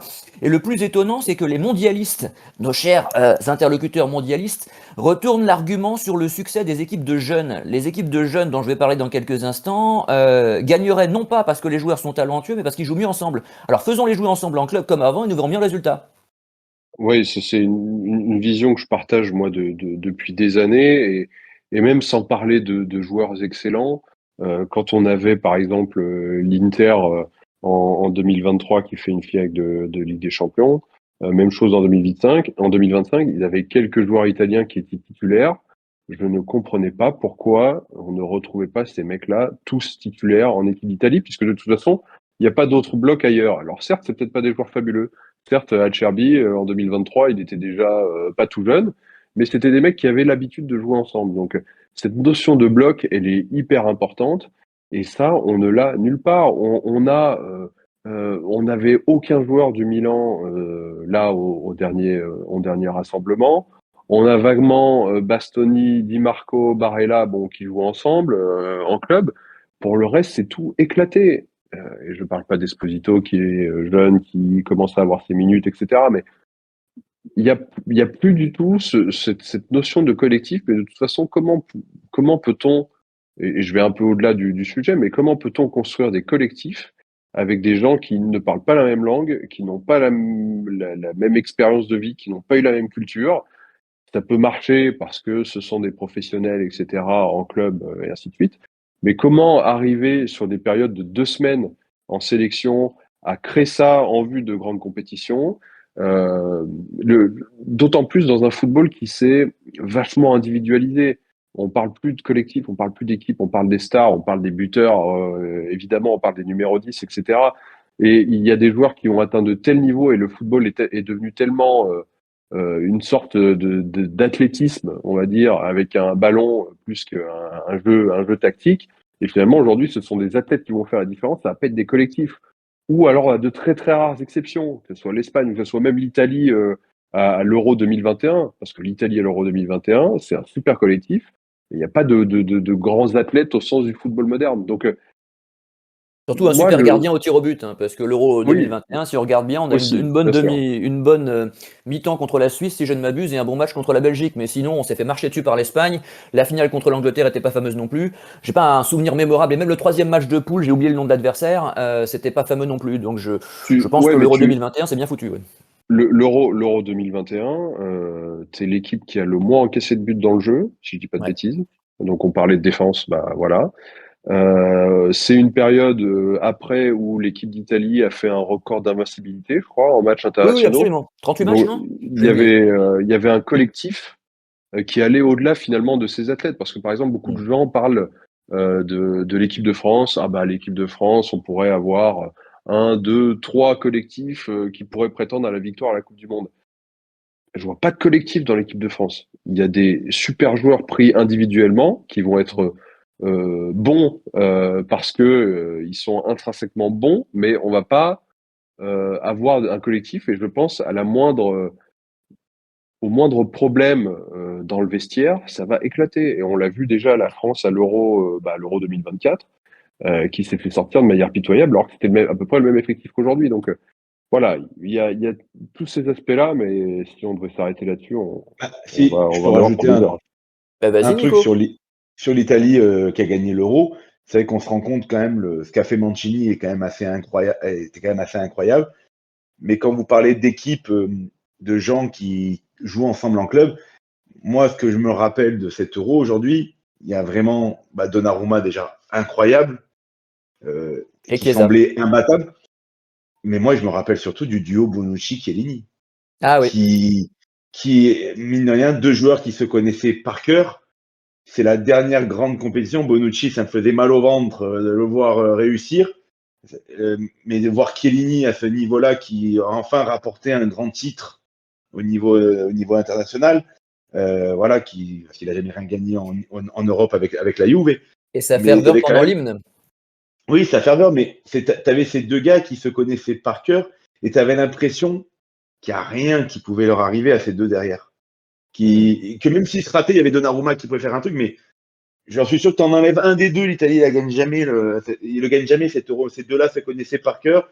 Pourtant, ils avaient des coups durs avec la Juve, mais ils étaient encore. Il y avait toujours le surplus qu'il y a toujours avec l'Italie. De toute façon, dans les grandes compétitions, quand ils doivent aller loin, il y a un truc qui dépasse, comme celle de Conte, que même s'ils ont perdu en quart de finale avec des branques, comme disait Roland, il a entièrement raison, avec Giaccherini et Graziano Pelé, qui était qu'il avait réussi à en faire un groupe et une équipe, parce que aussi c'est ça une sélection, c'est un groupe et une équipe où des fois une équipe moyenne, on va dire sur le papier, peut devenir très très forte La Grèce. parce qu'ils jouent tous ensemble. Oui, la Grèce y a La gagné. Grèce 2004, c'est Delas et Capsis dans l'axe. Hein.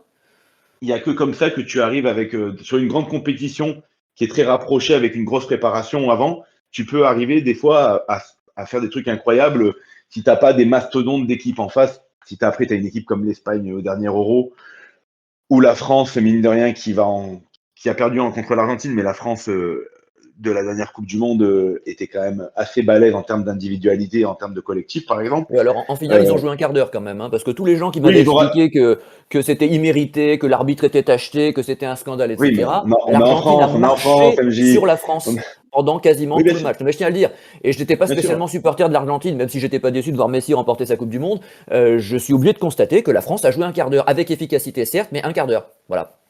Mais si tu vois le match contre l'Angleterre, par exemple, m'avait marqué l'équipe de France qui avait roulé sur des Anglais qui. Enfin, bref. Mais je veux dire, Avec dans le les, dans penalty les manqué compétitions. par Harry Kane quand même. Hein. Harry Kane. Oui, bah après, Harry Kane le maudit. Ouais. Mais bon, en tout cas, je ne sais pas ce qui va se passer pour l'équipe d'Italie, mais il faut que des. Je ne sais pas si Roland a peut-être lu des choses dans la presse. Moi, j'ai peur que ça soit une semaine ou deux de palabres où on va peut-être annoncer, là, il y a les démissions en cascade. Mais j'ai du mal à. Je pense que les championnats va reprendre ce week-end. Il suffit qu'il y ait une polémique arbitrale sur le Napoli, Milan ou le Inter Roma du week-end, et je pense que ça peut très vite éclipser, mais complètement la sélection. Mais complètement la sélection. Si l'Inter perd ce week-end et que Milan gagne, que le Milan revienne à 3 points, et si en plus il y a une polémique d'arbitrage, ça peut vite, mais ça peut faire du bien à tout le monde en Italie, de dire bon, bah c'est bon, tout le monde reparle du Scudetto et on oublie les problèmes de l'Italie. C'est ça qui me fait peur. J'ai du mal à croire qu'il y ait beaucoup de choses qui se fassent malheureusement et qu'on traite les vrais problèmes. Vas-y, Roland. C'est évident que ça va se passer comme ça. Moi, je l'ai vu au travail, tout simplement, où en fait le match, alors c'était étonnant, le match contre la Bosnie, aucun collègue n'en a parlé, ça n'a pas existé. Voilà, ça, on sait pas qu'on est passé à autre chose, mais on n'en a pas parlé. Le tabac c'est tabou, voilà, on n'en parle pas. Ça On en n'existe viendra tous à bout, ouais. Le pari, Ouais. les inconnus cultes. Voilà, exactement. J'ai préféré les trois Et, frères, mais le pari était bien. Continue, ouais, Roland. les trois frères est nettement meilleur.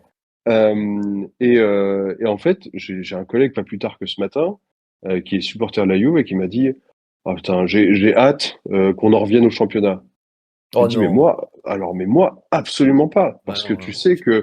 tu sais que lundi soir match contre le Napoli, il va y avoir une histoire de VAR, il va y avoir un truc, on va savoir quel arbitre est désigné, etc. Et tout ça, ça va partir au second plan. Moi déjà, ce que je ne comprends pas, c'est que Gravina, le soir même, la nuit même, le lendemain matin du match contre la Bosnie, on n'est pas l'info qu'il est démissionné.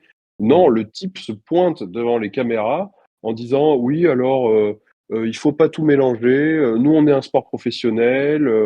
Les autres sports, c'est des amateurs, c'est des athlètes qui sont payés par l'État. Mais en plus, outre le fait qu'il est incompétent, c'est que le mec est infâme. On ne peut pas traiter. Aujourd'hui, l'Italie, d'un point de vue sportif, fonctionne partout, mais, enfin en tout cas à beaucoup d'endroits, sauf dans deux sports historiques de l'Italie, le football et le cyclisme. Tous les autres sports, l'Italie a progressé, mais partout. Mais je vous parle même du handball que je connais un peu. L'Italie vient de se qualifier pour 2 compétitions internationales de suite en handball. Il n'y a pas un gymnase correct dans ce pays et ils y sont arrivés. Donc, chier sur les autres, ça ne fera pas avancer ça Ouais. ne fera pas avancer le cas du foot. Et il a fallu attendre 2 jours pour que Gravina se décide à démissionner. Et encore, je pense qu'on a dû un peu l'y pousser. Gattuso a suivi, je pense que Gattuso voulait le faire le soir même avec Buffon, etc. Et maintenant, la question, c'est surtout de savoir qu'est-ce qu'on va faire. Est-ce qu'on va le conseil de la Fédé qui se réunit, je sais pas quand, en juin, va élire un nouveau président qui en fait est l'ex-bras droit de Gravina. Donc surtout, ne changeons rien. J'ai vu que Gianni Rivera s'est porté candidat. Alors, j'ai beaucoup de respect pour le monsieur, mais je serais plutôt favorable au fait qu'il profite de sa retraite et de ses beaux jours et qu'on mette plutôt une équipe entre guillemets un peu plus jeune. Albertini, Baggio, Albertini qui est très bien en plus, qui connaît un peu ce monde-là, qui pourrait faire le Ouais. tampon entre du sportif et de la politique, On parle de avec Maldini quelqu'un d'ailleurs. comme Maldini aussi, bien sûr. Moi, Mais il y a même un nom comme Del Piero que je trouve que Del Piero a tiré à boulet rouge sur la sélection. Et je pense qu'il faut des mecs, de toute façon, qui ont parlé fort pour leur donner leur chance et voir un petit peu ce qu'ils seraient capables de faire. Maldini a montré à Milan qu'il avait été capable de bouger des trucs. Et oui, je pense, après, certainement des gars aussi qu'on ne connaît pas, mais dans des grands noms, il faut des grands noms du foot italien et pas des gars qui font du politiquement correct, comme nous, on a eu à Milan avec un Boban, des mecs qui, s'ils oui. sont là, ils sont là pour faire quelque chose, quoi. Ils accepteront pas d'être là juste pour la photo. Pour le Et Chiti, moi, on parle de Conte ou Mancini. et moi, je suis même favorable, d'autant plus à renverser la table, dans le sens où est-ce qu'on regarderait pas ce qu'on peut faire ailleurs, avec des gens qui sont pas italiens. Oui, on parle de On Deschamps. on parlait de Boban, par exemple, à l'instant. Moi, il y a une semaine, j'en ai parlé à des collègues en disant, je pense que la meilleure chose qui pourrait arriver à l'équipe d'Italie, ce serait de recruter Didier Deschamps comme sélectionneur. Hmm. C'est vrai, il me semble. Et hier matin, j'ai vu un article de SoFoot qui disait pourquoi Didier Deschamps serait la solution. Alors, non pas que je veux oui, tresser des lauriers, mais c'est peut-être le moment de regarder ce qui se fait un peu ailleurs, mais l'Italie n'est pas prête à ça. Un renversement de la table avec une direction, avec peut-être entre guillemets, un politique ou quelqu'un qui connaît bien ça. On parle aussi de l'actuel président du comité olympique italien, dont j'ai oublié le nom, Malago, je crois, qui pourrait prendre ça, mais c'est quelqu'un avec qui il faut mettre Baggio, par exemple, et son fameux rapport de 2010-2011. Il faut mettre 900 pages, 900 pages laissées aux Paolo oubliettes. Maldini. Il Ouais. faut mettre Paolo Maldini avec, il faut mettre ces gens-là, mais il faut surtout pas reprendre quelqu'un du Conseil fédéral qui va faire exactement la même chose dans une version à peine différente, juste l'emballage qui change. Donc, sinon, ça n'avancera pas. Et je ne parle même pas des structures. Là, on parle juste des hommes et des idées, des personnes qu'on met en place.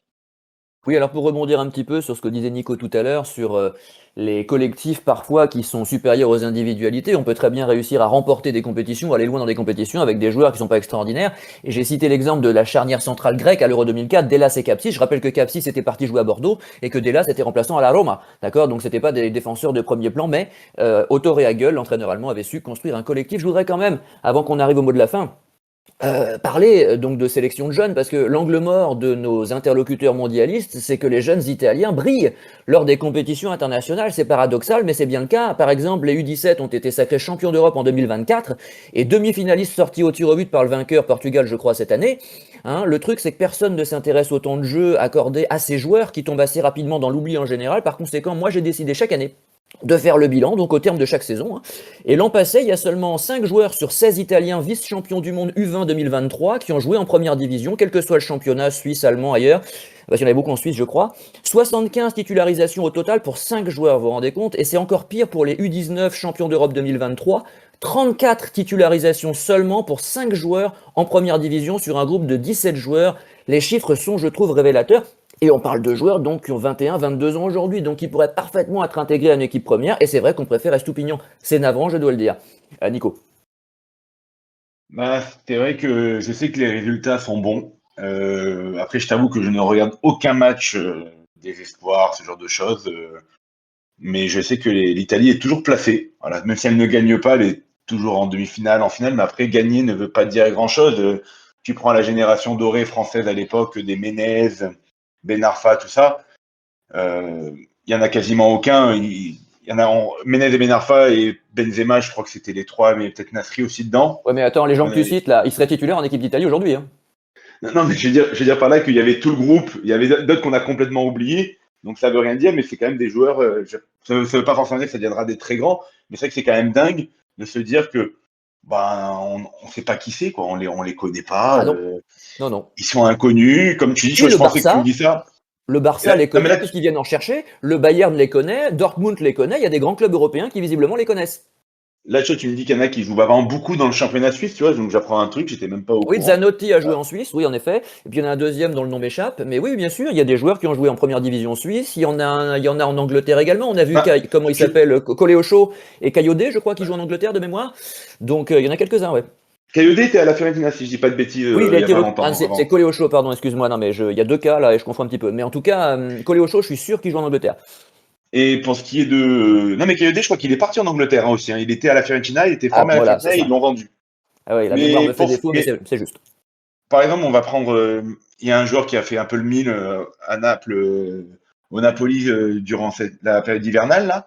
C'est Vergara, que Oui, personne ne connaissait, qui en fait s'est retrouvé là parce qu'en fait, il y a une hécatombe de joueurs blessés au Napoli que même Conte a dit je suis obligé de prendre des joueurs que je ne connais pas et les mettre sur le terrain tellement il avait des joueurs blessés. Et il y a ce joueur-là donc qui a fait le 1000 sur quelques matchs, qui maintenant même il est dans l'effectif pro parce qu'il a montré en tout cas ce qu'il valait. Alors peut-être que on dit pas que ça va être un joueur incroyable, hein, mais en fait il n'y a pas de juste milieu avec l'Italie.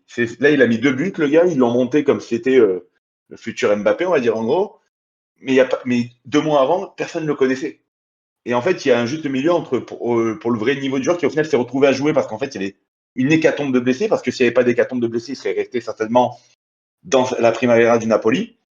Il a pu, et heureusement pour lui, il a réussi à se mettre en valeur durant les 2-3 matchs qu'on lui a donnés, parce que si tu ne choisis, quand je dis se mettre en valeur, c'est-à-dire marquer, hein, marquer en ah, faut Ligue être des Champions réactif, oui, contre c'est sûr. Chelsea, Ah ouais. il a marqué en Ligue des Champions contre Chelsea, il a marqué le but victorieux en championnat. Je veux dire, le mec, il a été présent sur la feuille de stats, et aujourd'hui, c'est devenu un joueur, en tout cas, qui est parti de la rotation du Napoli, et que tout le monde se dit, on ne sait pas si ce sera un crack, mais en tout cas, c'est un gars qui a largement le niveau pour jouer, en tout cas, ou en tout cas, vu ce qu'il montre en Serie A, et en tout cas, faire au moins de la rotation dans une équipe qui, à la base, joue le titre en Serie A, donc il n'y a même pas rien. Et ce qui est terrible, c'est de se dire que ce gars, personne ne le connaissait apparemment avant, et qui s'est retrouvé là un peu par défaut. Et c'est le problème, de toute façon, qu'on a dit avec l'Italie, les jeunes ne jouent pas.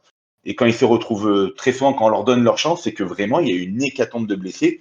Et l'exemple de Barthézaghi, chez nous, on savait tous que le joueur, oui, il a un bon niveau. Comme dit Roland, je pense pas non plus que c'est un crack. Moi, je vois pas un crack quand je le vois. Mais déjà, un gars qui est formé au club, qui est supporter du club étant petit. Et ça joue dans beaucoup de trucs. Ça permet déjà souvent aussi à des joueurs, des fois, de monter leur niveau. Parce qu'en fait, c'est un rêve éveillé pour eux de jouer dans le club qu'ils aiment. Tu vas les bouger ailleurs, tu vas les mettre, je sais pas, à Perugia et tu vas voir leur vrai niveau, par exemple. Mais se dire, on a été allé prendre un mec à 25 millions, c'est le premier truc que je me suis dit, pour au final finir avec le gars du centre de formation qui lui prend la place de titulaire au bout d'un mois et demi. C'est-à-dire qu'au bout d'un mois et demi, s'il a joué, c'est que l'autre, il était vraiment très, très mauvais. Parce que s'il avait été juste moyen, il aurait gardé sa place de titulaire. Bien sûr. Et c'est-à-dire, on lui a même pas donné sa chance. Au final, maintenant, vu qu'il est bon, il y a des clubs anglais qui l'ont vu. Vu qu'il a un petit salaire, il est facilement, on va dire, avec les clubs anglais, on peut vite facilement lui faire tourner la tête. Donc le club va faire une proposition de contrat à Barthézaghi pour essayer de le garder, parce qu'au final, on a quand même un joueur au final qui coûte. On se dit, peut-être qu'il va peut-être pouvoir évoluer, et peut-être qu'il vaudra dans 2-3 ans, parce que le but, c'est pas de le garder. Hein. C'est dans 2-3 ans, c'est d'essayer de le revendre encore plus cher. Mais c'est malheureusement Barthézaghi, Vergara, on voit toujours à peu près les mêmes histoires qui se passent. À la base, on n'a pas l'impression de miser beaucoup sur eux. Camarda, on l'a pris, on est allé le passer à Lecce. Milan a même mis dans son contrat à Lecce que s'il jouait, qu'il marquait des buts, il paierait Lecce. Donc c'est devenu pour inciter Lecce à le faire jouer. Mais pourquoi nous on l'a pas gardé? Aujourd'hui, nous à Milan, on a Nkunku qui commence à voir un peu le jour depuis le mois de janvier. Et quand j'ai un peu le jour, c'est gentil. mais sur qui Milan a investi 35 millions d'euros, et je parle même pas du salaire, on le connaît. Ça doit être au moins 4 vu qu'il vient de l'Angleterre. On a pris Füllkrug, qu'on sait déjà qu'il va partir à la fin de la saison. On avait Santiago Jiménez, qu'on a fait tout des pieds et des mains pour le faire partir avant le début du mercato d'été, avant la fin du mercato d'été, mais c'est lui qui n'a pas voulu partir car il voulait donner sa chance. Et Milan est en train de lui trouver une porte de sortie pour cet été. Et on avait Mateta qu'on était prêt à prendre pour 27 ou 28 millions à Crystal Palace cet hiver, qui au final ça s'est pas fait parce qu'en fait Allegri apparemment n'aurait pas été informé du transfert et ne voulait pas du joueur. Pourquoi nous on n'a pas gardé Camarda pour le faire Même jouer si en ça tant se que passe pas super remplaçant? bien, mais Non mais en plus il pas ça, brille c'est pas. que je dis pas de le mettre titulaire, mais Ah déjà ouais. lui offrir du temps de jeu. Un gamin de 17 ans, il va pas se plaindre lui si on lui offre 20 minutes à chaque match. Il va pas réclamer être titulaire parce qu'il sait très bien qu'il n'a pas le niveau pour être titulaire à la base ou il n'a pas le salaire pour être titulaire. Mais et au final, on ne sait pas ce qu'il vaut. Peut-être que Camarda, en envoyant Lecce, en plus, il s'est blessé. Peut-être que là, il va revenir. Peut-être qu'on l'a tué, le gamin. On l'a peut-être tué complètement. Et que quand il va revenir, à ce moment-là, c'est important quand même de jouer, d'avoir de la confiance. Et malheureusement, on en a tué combien des joueurs on avait des espoirs. Là, on reparle de Bellanova à Milan. Bellanova formé chez nous, Mmh. qu'on a envoyé partout, qu'on n'a jamais donné sa chance. On avait qui d'autre à Milan? Darmian, à qui on n'a jamais donné une minute de temps de Bien jeu à sûr, mais il y en Milan. a plein, plein, plein, plein, plein. Mais il y a même des On va joueurs de s'arrêter là, classe qu'on vire. mais Nico, Tonali avait divisé son salaire par 2 pour venir au Milan. Qu'est-ce qu'on a fait? On lui a mis Meïté dans les pattes. Il n'a pas joué quasiment en deuxième partie de saison, sa première saison. Ensuite, on a compris qu'il était bon, on l'a vendu. C'est quand même incroyable. On a poussé Tonali vers la sortie, lui serait volontiers resté, on l'a dégagé.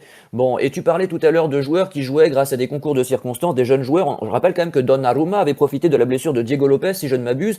Je sais plus qui était l'entraîneur de l'époque, je crois que c'est Mihailovic qui avait osé, qui oui, avait eu le cran de Mihailovic. l'imposer. Voilà, exactement. Et alors que Donnarumma, quoi qu'on pense de lui, on a une aversion pour Donnarumma pour X raisons au Milan, on a de bonnes raisons de l'avoir, mais ça En reste quand sachant même un que gardien de classe et les supporters du PSG à l'heure actuelle, je crois, le regrettent. et Donnarumma, à l'époque, à Milan, il était déjà il était le deuxième gardien du club, mais tout le monde savait à Milan, en tout cas, qu'il y avait un joueur apparemment incroyable, le plus gros potentiel en termes de gardien de but en Europe, voire dans le monde, qui était à Milan. Et c'est vrai qu'il a fallu un concours de circonstances pour qu'on lui donne sa chance. Et Exactement. lui, après, il a crevé l'écran tout de suite. Et vu que Diego Lopez, en plus, faisait quelques bourdes, ben, ça a permis. Et Milan jouait aussi, faut se rappeler, jouer la 7e, la 8e place. Hein. On n'était pas sur un Milan qui était en haut du panier. Hein. On Ah était ouais. dans un Milan milieu de classement. Hein. Donc, il pouvait faire des bourdes. Au pire, c'était, entre guillemets, c'était pas trop grave. Et c'était tout de suite l'un des meilleurs joueurs de cette équipe. Alors Roland veut réagir. Roland, peut-être faire la petite précision sur Coléocho, parce que tu m'expliques qu'il est plus en Angleterre. Et puis je crois que tu vas ajouter quelque chose. Oui, Coléo Show était prêté en Espagne, si je dis pas de bêtises, sur la première partie de saison par Brighton, et il est arrivé cet hiver au Paris FC, où il y a aussi Diego Coppola qui était appelé là pour le rassemblement de la semaine dernière, et Immobilier qui a un contrat de 6 mois pour essayer de finir sa carrière correctement. Il y a deux choses. Alors déjà sur le cas de Donnarumma, je pense que on peut faire le parallèle avec Plizzari par exemple. Je sais pas si vous Ah vous en oui. souvenez, Ah si, si, qui bien sûr. était qui était annoncé au niveau de Donnarumma, si ce n'est peut-être mieux, si ce n'est peut-être mieux. Et lui, il a connu exactement le parcours qu'aurait dû connaître Donnarumma si Diego Lopez ne s'était pas blessé à l'époque. Puisque Pizzari, on a parlé à gauche, à droite, les clubs espagnols, les clubs anglais, etc. Et résultat, le Milan ne lui a jamais laissé ne serait-ce que faire un match de Coupe d'Italie. Il a été prêt à 17-18 piges, hein, comme ils font très facilement en Espagne ou en France, par exemple. Il a été prêté à gauche, à droite, une fois, deux fois, trois fois, quatre fois, cinq fois. Aujourd'hui, je ne sais même pas vous dire où est-ce qu'il est, ce gardien-là. Et ça, pour moi, si Diego Lopez ne s'était pas blessé et n'avait pas enchaîné quelques cagades en 2015, on n'aurait jamais eu Donnarumma dans les cages du Milan. C'est évident. Autre point, et moi c'était là-dessus que je voulais conclure, c'est ce sur quoi je voulais conclure, c'est avec Camarda. Camarda qui pour moi est le meilleur exemple du mec qu'on a cramé parce que pour moi, ce pauvre gamin, il est fini. On l'avait chez nous, on lui a donné des bouts de temps de jeu, etc., dans des matchs où il n'y avait plus rien à faire, on le faisait rentrer 5 minutes, etc. Est-ce que 5 minutes, ça suffit? Je pense pas que ce soit pertinent. Il faut à minima 20-25 minutes pour que ça devienne intéressant dans un match. Mais bon, bref, ça, c'est un autre sujet. Derrière, on se retrouve avec une saison où on le fait pas jouer. Alors, il est tout le temps mis dans le groupe avec les pros, hein, il est convoqué pour les matchs et il ne joue jamais. À côté de ça, on venait de lancer l'équipe B, le Milan Futuro, comme ils appellent ça en série C, duquel on l'a enlevé parce que justement, je vous rappelle quand même que ces équipes de série C, c'est une création nouvelle en Italie, mais qui se fait dans tous les autres pays, où soi-disant, ça permet de faire jouer les jeunes de 17, 18 ans, voire moins, contre des adultes, parce que la série C, c'est des terrains de merde, des vieux briscards en fin de parcours, et attention les chevilles. Donc, sur le principe, c'est une excellente idée, ça devrait être généralisé partout. Néanmoins, on le faisait venir tous les week-ends Camarda avec l'équipe A, où il ne jouait pas. Et au bout d'un moment, on s'est réveillé au mois de février en disant ah bah putain, vu qu'on l'a mis sur les feuilles de match pour l'équipe adulte, on va dire ça comme ça, il est grillé, il peut plus jouer chez les jeunes. On peut plus le faire jouer avec les jeunes. Donc le mec, il a passé sa saison à ne pas jouer parce qu'il était sur le banc avec Léa. Ah oui, mais l'expérience, le vestiaire, le groupe, etc. Non, l'expérience, ça vient en jouant. C'est comme partout. On n'apprend pas à faire du vélo en regardant le Tour de France, hein. On apprend à faire du vélo en montant sur un vélo et en se cassant la gueule. Donc ça, c'est le meilleur exemple. Et on s'est dit cette année, bon, on l'a pas fait jouer l'an dernier, on l'a plombé en série C. On va pas l'envoyer jouer en série D. Il faut qu'il joue à un plus gros niveau. Qu'est-ce qu'on peut bien faire? Eh ben, on va le foutre en prêt dans un club de Serie A, un club qui va jouer le maintien, qui va très probablement pas se maintenir, et on va l'envoyer au casse-pipe là-bas, parce qu'on sait tous qu'un mec de 16 piges, quand on le met dans un club de Série B, il va faire de Série A, qui vient de monter de Série B, pardon, il va faire un match, il va pas tout faire un ballon, et derrière, le coach, il va plus jamais le mettre, il va prendre un type de 32 ans, machin, etc., qui a 15 ans de Série B derrière lui, et qui fera l'affaire pour tout le reste de la saison. Et en plus de ça, bah, notre ami Camarda, il s'est blessé. On n'a même pas pu le faire revenir au mercato hivernal, au moment où on cherchait soi-disant un attaquant de pointe. Et on s'est retrouvé à prendre Fulkrug, qui est une pipe absolue. Et ça, je suis désolé. Ok, le profil est plus adapté au jeu d'Allegri, etc. Bien sûr, il n'y a pas de problème.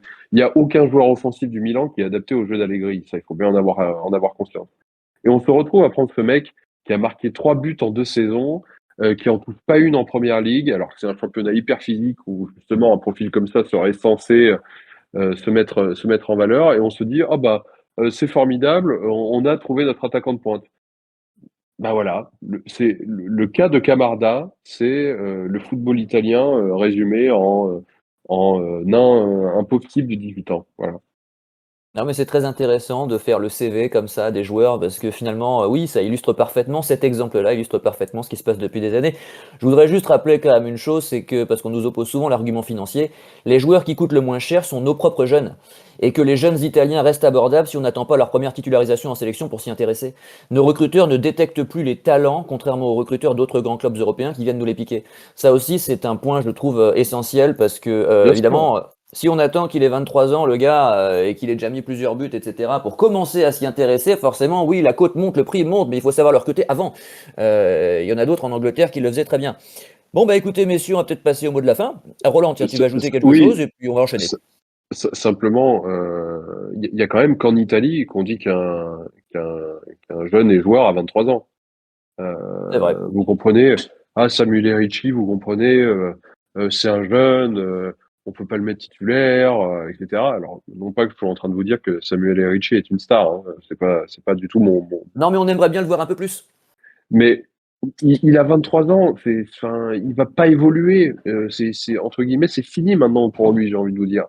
À contrario, moi je me souviens à l'époque sur AC Milan Zone quand on parlait, ah vous avez vu ce mec à Cagliari, Barella c'est un jeune, c'est un Sarde, machin et Hmm, tout, il fait des super saisons, ouais. faudrait peut-être le regarder. Ah ouais mais bon, il a quand même pas fait grand-chose, il a 10 matchs de Serie A dans les pattes et nous on n'est pas des recruteurs professionnels, hein. On n'est Hmm. pas toutes les semaines en train de d'écumer les matchs de centre de formation, de Primavera, etc. Donc il y a des gens qui c'est quand même leur métier. Et on était là, bon, Barella, putain, à Cagliari, il faudra aller le prendre avant que ce soit trop tard. Tonali, c'est pareil. Tonali, à l'époque où l'équipe 21 diffusait presque les compétitions de moins de 15, on savait déjà qu'en équipe d'Italie, il y avait un mec qui s'appelait Tonali, qui était super intéressant et qui serait probablement un mix entre Pirlo et Gattuso. Et nous, Tifoso on était là. milanista. Oui, mais vous comprenez, ouais, alors, bon, il a joué qu'en série B, encore, il est remplaçant en série B. Oui, mais si tu vas le prendre maintenant et que tu le mets dans ton centre de formation, quand il a 16 piges, et ben après, si tant est qu'il perce pas et qu'il devient à peine un joueur honnête, bah, raisonnons d'un point de vue comptable, t'en auras 2 millions en le vendant au Torino, j'en sais rien. Et si ça se trouve, le mec, il va exploser et tu auras un super joueur qui sera bon pour ton club et qui t'aura rien coûté, qui sera en plus en salaire bien moins cher avant son premier contrat, bien sûr, que des pipes que tu peux aller recruter au Royaume-Uni. Mais en plus, ça sera bénéfique à l'équipe nationale. Mais ça ne va pas parce qu'en Italie, on a un problème avec, on a un problème majeur et ça, c'est partout pareil, hein, même dans la vie civile, dans les métiers normaux, on a un problème avec les jeunes. Et on le voit, donc, que ce soit d'un point de vue politique, que ce soit à la Fédé, ce sont toujours les mêmes qu'on voit pendant des années, des années, des années, des années. Et le foot, c'est pareil. On préférera toujours prendre le mec de 25 ans, surtout s'il est étranger, plutôt que d'essayer de faire montrer un jeune de 16, 17 ans, lui donner du temps de jeu et lui dire surtout, bah, tu vas te prendre des taquets, tu vas ramer, mais on compte sur toi et on va miser sur toi. Ouais, bah tu as tout résumé, Roland, c'est vrai que c'est ça, et c'est bien malheureux, mais on voit pas comment on peut s'en sortir, surtout sans possibilité de légiférer. Moi, je pense qu'il y a que des mesures coercitives qui pourraient fonctionner le système, de nouveau, mais c'est mal barré. On va passer au mot de la fin, donc avec Nico. Bah, moi, le mot de la fin, ça va être un. Tout à l'heure, Roland disait que en Italie, il y avait beaucoup de choses beaucoup de sports qui avaient évolué. Je n'étais pas au courant, tu vois, pour le hand, parce que je sais que quand il y a des compétitions de hand, l'Italie n'y est jamais. Je sais que l'Italie est un gros pays de volleyball, l'une des meilleures nations au monde. Je sais que le basket aussi, il y a de bonnes équipes de basket. Euh, j'ai vu que récemment, même la sélection, lors des derniers matchs, avant les matchs de barrage pour la Coupe du Monde, les chiffres des audiences ça avait pas été top top. En tout cas, c'était en dessous de ce qu'ils faisaient avant. Alors que le tennis avec Steiner, il n'y a pas que lui, en 4-5, intéresse de plus en plus de monde en Italie. Donc ça veut Et ça, dire c'est que nouveau, les hein. gens. Cette histoire de tennis, c'est vraiment incroyable ce qui se passe. Il y a trois Ben quatre oui, mais au joueurs bout là d'un qui moment, sont vraiment très bons. oui, parce que les Italiens, au bout d'un moment, je pense qu'ils ont envie aussi de voir une équipe qui gagne. C'est Hmm. malheureux, hein, déjà des Italiens qui gagnent. Normalement, en Italie, cette équipe d'Italie, elle est ennuyante, elle gagne pas. Donc, même si bon, il y a le dernier euro quand même. Le Mais rugby, les clubs qui ne sont pas composés d'Italiens gagnent encore moins, enfin gagnent pas beaucoup plus, on va dire. mais quand il disait que beaucoup de sports se développaient, j'étais pas au courant pour le tennis parce que c'est vrai que l'Italie est un vrai pays, un pays de vélo aussi. Mais le rugby a fait parler de lui récemment en battant l'Angleterre pour la première fois. Il paraît que en Italie, il se développe à ce niveau-là, au niveau du rugby, quand on sait qu'à la base, les Italiens s'en foutent, mais royalement du rugby. Et moi, quand je regarde mon équipe du Milan, ben, que cette année, déjà l'année dernière, j'avais honte. J'avais honte quand je regardais mon équipe, en plus de m'ennuyer. Bon, ça fait Cette quelques année, années, hein. j'avoue que j'ai pas, Allegri m'a enlevé la honte, avec quand même des joueurs qui font, au moins, qui défendent le maillot. Mais en tout cas, je m'ennuie comme avec cette équipe d'Italie que je vois. Et de manière générale, ben, je fais un rapprochement toujours entre les deux. Moi, aujourd'hui, avec cette année, si je regarde sur mon plan sportif, au niveau du foot, j'attends, on va voir, je n'y crois pas une seule seconde pour le titre, même si Milan est revenu à 6 points. Mais aujourd'hui, moi, à Milan, le seul truc que je retiens de mon année sportive du Milan, pour l'instant, c'est les 2 derbys gagnés. Je retiens même pas le jeu, hein, parce que les 2 matchs étaient horribles à voir. Je retiens seulement la victoire, le plaisir de la gagne. Et malheureusement, bah, ça enlève de la. Tout à l'heure, tu as parlé que toi, tu étais plus passionné. C'est vrai que moi, c'est la première année que je t'avoue que j'ai pris vraiment. Je regarde plus les matchs par habitude que. Pourtant, je suis toujours abonné. Samedi prochain, j'invite Roland à boire une bière au match. Mais je regarde ces matchs-là et tu t'ennuies, quoi. Je veux dire, franchement, tu vas pour passer un moment plus avec les potes. Et peut-être que tu dis, tu vas peut-être voir avec un peu de chance, tu vas voir un truc, mais cette équipe d'Italie comme cette équipe du Milan, elle est triste à avoir joué. Et il y a beaucoup d'équipes comme ça aujourd'hui en Italie qui sont tristes à avoir joué. Et c'est peut-être aussi pour ça qu'aujourd'hui, le football italien en est là où il en est. Francesco Toldo, le 28 juin 2025, le parcours de l'équipe nationale est semé d'embûches car elle est composée de jeunes Italiens qui peinent à s'imposer à l'âge adulte si on ne leur laisse pas d'opportunités dès leur plus jeune âge. Chez les jeunes, nous figurons parmi les meilleures nations, mais au moment de passer professionnel, les places sont rares car de nombreux joueurs étrangers sont recrutés et pour une raison ou une autre prennent la place des Italiens. Roland, quel est ton mot de la fin? Je vais aller dans le sens de ce que disait Nico, puisque j'ai vu un certain nombre d'articles qui parlaient de ça cette semaine, enfin depuis 2 jours en Italie. Le sujet de la transmission, alors les stades sont toujours aussi remplis, hein, au championnat, etc. San Siro, c'est compliqué d'avoir des billets, surtout, je parle même pas des tarifs, mais sur ce que je disais, c'est qu'en fait, on est en train de perdre des générations de gens qui vont s'intéresser au football parce que justement l'équipe d'Italie est pas au niveau. Peu importe le club, etc. Parce que le club c'est toujours lié à la ville, à ton attachement, etc. Donc ça, il y aura toujours quelque chose. Peu importe, on va dire les résultats.